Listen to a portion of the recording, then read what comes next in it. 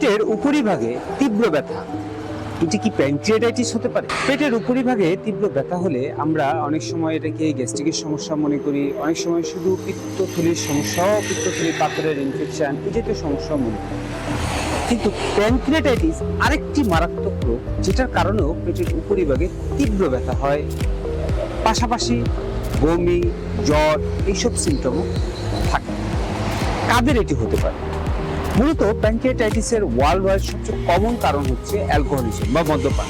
এটার কারণে প্যানক্রিয়াটাইটিস সাধারণত হতে পারে।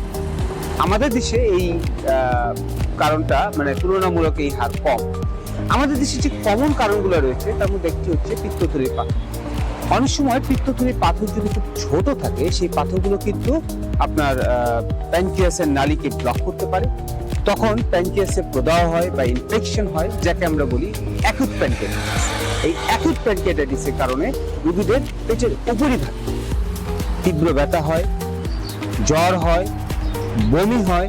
অনেক সময় এই পেটে ব্যথাটা সারা পেটে ছড়িয়ে যায়, পিঠের দিকে যায়, কাঁধের দিকে যায় এবং রোগীরা অনেক সময় টক্সিক হয়ে পড়ে।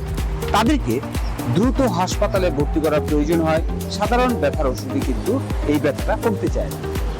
তাহলে পেটে ব্যথা হলো এবং আপনার যদি আগে থেকে গলস্টোন থাকে, পেটে যদি কখনো তীব্র ব্যথা হয়, অবহেলা করার কোনো সুযোগ নেই। আপনারা দ্রুতই একজন চিকিৎসকের পরামর্শ নেবেন। ধন্যবাদ।